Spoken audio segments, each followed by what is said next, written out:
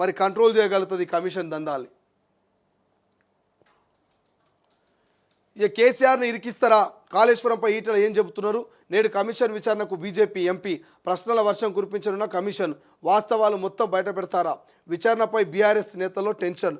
తెలంగాణలో గత బీఆర్ఎస్ ప్రభుత్వం అత్యంత ప్రతిష్టాత్మకంగా చేపట్టిన కాళేశ్వరం ప్రాజెక్టు కూలిపోవడంపై జస్టిస్ పినాకి చంద్రఘోష్ ఆధ్వర్యంలో కాంగ్రెస్ ప్రభుత్వం కమిషన్ వేసిన సంగతి తెలిసిందే. తాజాగా ఈ కమిషన్ విచారణను వేగవంతం చేసింది. ఈ క్రమంలోనే రాజకీయ నాయకులకు కూడా నోటీసులు ఇచ్చింది. వీరిని విచారించేందుకు గురువారం కాళేశ్వరం కమిషన్ హైదరాబాద్కు చేరుకుంది. విచారణలో భాగంగా శుక్రవారం అంటే నేడు బీజేపీ ఎంపీ ఈటెల రాజేందర్ను ప్రశ్నించనుంది. కాళేశ్వరం ప్రాజెక్టు రూపకల్పన నుంచి ప్రారంభోత్సవం వరకు జరిగిన అన్ని అంశాలపై ప్రశ్నల వర్షం కురిపించనుంది. ఈ నేపథ్యంలో ఎంపీ ఈటెల కమిషన్ ఎదుట ఏం చెబుతారన్న టెన్షన్ బీఆర్ఎస్ నేతల్లో నెలకొంది. సో కాళేశ్వరం గురించి నేను కొత్తగా చెప్పాల్సిన అవసరం లేదు. గత కొన్ని నెలల నుంచి మరి కాళేశ్వరం కమిషన్ మీద విచారణ జరుగుతూనే ఉన్నది. పెద్ద ఎత్తున చర్చ వస్తూనే ఉన్నది. సో కాళేశ్వరం కమిషను ఎంతవరకు పకడ్బందీ గట్టిరు, ఎంతవరకు క్వాలిటీ గట్టిరు, ఎంతవరకు ఈ కాళేశ్వరం తోటి తెలంగాణ ప్రజలకు మేలు జరిగింది, ఇటువంటి అంశాలు నిత్యం డిబేట్లలో, మీడియాలో, సోషల్ మీడియాలో డిస్కషన్ నడుస్తూనే ఉంది. సో ఈ నడుస్తున్నటువంటి వేళ ఈ కాళేశ్వరం కమిషన్ ఎప్పుడైతే ఈ రాష్ట్ర ప్రభుత్వం వేసిందో, కమిషన్ వేసినటువంటి నాటి నుంచి నేటి వరకు దాదాపు 100కు పైగా అధికారులను విచారించింది. ఒక్కొక్కరు ఒక్కొక్క రకమైనటువంటి స్టేట్మెంట్.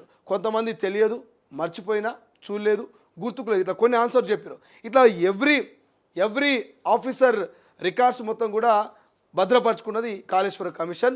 మరి వాళ్ళు ఏం చెప్పారు, వీళ్ళు ఏం చెప్తారు, కింది స్థాయి అధికారులు ఏం చెప్పారు, మరి పై లెవెల్లో ఉన్నటువంటి మాజీ మంత్రులు ఎటువంటి మానిటరింగ్ చేసిరు, ఎటువంటి ఆర్డర్స్ వేసిరు, మరి ఎటువంటి సంతకాలని వాళ్ళ నుంచి తీసుకున్నారు. సో ఇట్లా అన్ని అంశాలని క్రాస్ ఎగ్జామినేషన్ చేస్తూ ఇక Kaleshwaram commission, PC Ghosh commission 3 బడా నేతలకు నోటీసులు ఇచ్చింది.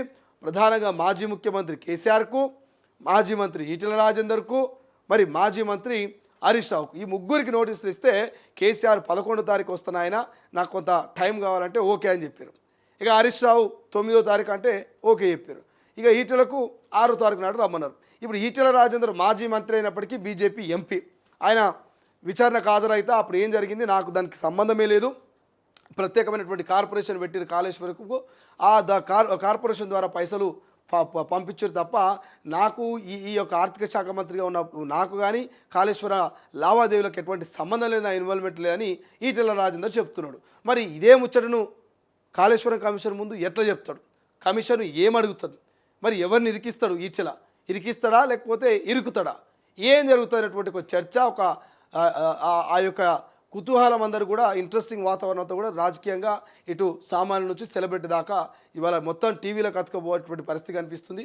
ఈ ఎంక్వైరీలో, ఈ విచారణలో మరి మాజీ ముఖ్యమంత్రి కేసీఆర్ గతంలో చేసినటువంటి తప్పిదాలను ఏమన్నా ఈటెల రాజేందర్ బయట పెడతాడా, హరీష్ రావు తప్పిదాలను ఏమన్నా బయట పెడతాడా, లేకపోతే మరి చాలా తెలివిగా కమిషన్ ముందు ఈటెల రాజేందర్ వ్యవహరించే అవకాశం ఉందా? ఏం జరగబోతుందని ఒక చర్చ జరుగుతుంది. కాబట్టి చూద్దాం ఇవాళ ఈటెల విచారణ ఎట్లుండబోతున్నది, ఈటెల విచారణని మరి ఎట్లా చూడాలి, ఎటువంటి ప్రశ్నలతో ఈటెల విచారణని ముగిస్తుంది, ఇవాళతోని విచారణను ముగిస్తుందా లేకపోతే మరోసారి ఈటెల్ని విచారణకు పిలిచి మరోసారి క్రాస్ ఎగ్జామినేషన్ ఏమైనా కమిషన్ చేస్తా అనేది మనం చూడాలి. బట్ ఏదేమైనా బీఆర్ఎస్ నాయకులు, బీఆర్ఎస్ కార్యకర్తలు, మాజీ మంత్రి, మాజీ ముఖ్యమంత్రి మాత్రం భయపడుతున్నది వాస్తవం.